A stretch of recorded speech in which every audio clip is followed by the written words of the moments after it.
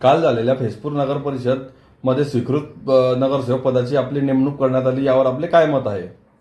नमस्कार, मी पवन अनिल सराफ, नगरसेवक नगर परिषद फैजपूर.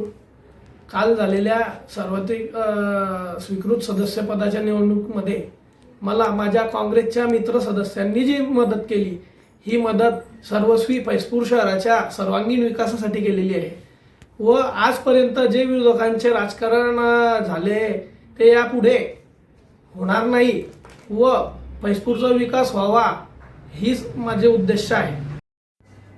सोशल मीडियाच्या माध्यमातून असे कळते की आपल्याला मुस्लिम समाजाच्या मते चालत नाही, यावर आपले काय म्हणणे आहे? बघा, मला मुस्लिम समाजाचे मते चालत नाही असे मी कुठेही कधीही बोललो नाही, केव्हाही बोललो नाही व मी मतदानाच्या काळामध्येही पूर्ण मुस्लिम एरियामध्ये फिरून त्यांचे मतं मागण्याचा प्रयत्न केलेला आहे, प्रामाणिक प्रयत्न केलेला आहे. काही लोकांनी मला मतदान सुद्धा केलेले आहे याआधी व मतदान झाल्यानंतर माझ्या पत्नी दामिनी सराफ नगराध्यक्ष झाल्यानंतर सुद्धा मी वार्ड क्रमांक 1 ते 10 पर्यंत सर्व वार्डांमध्ये साफसफाई अभियान राबवत आहे आता. तर त्यामुळे हा जो काही कोणी दूरप्रचार करताय माझ्याबद्दल हा एकदम चुकीचा आहे व याचा मी निषेध करतो. मी सर्व समाजाला सोबत घेऊन काम करणार आहे.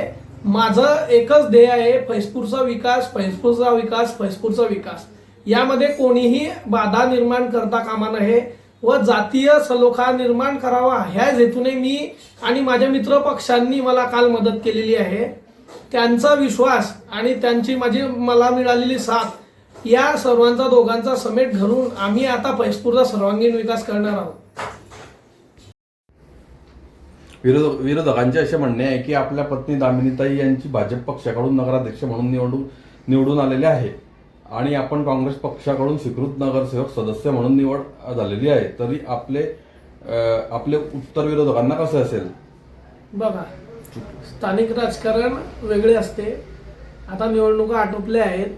आता पक्ष हा विवाद न करता फैजपूरचा विकासाला कसे महत्त्व दिले जाईल याकडे सर्वांनी लक्ष केंद्रित केले पाहिजे व विरोधकांनी, माझं असं म्हणणं आहे की सर्व विरोधकांनी माझ्यासोबत येऊन फैजपूरच्या विकासाला कशी गती दिली जाईल व जो आपला राहिलेला 4 वर्षाचा बॅकलॉग आहे हा कसा भरून काढता येईल, त्यांनी सर्वांनी माझ्यासोबत येऊन खांद्याला खांदा लावून काम करावं अशीच मी अपेक्षा बाळगतो.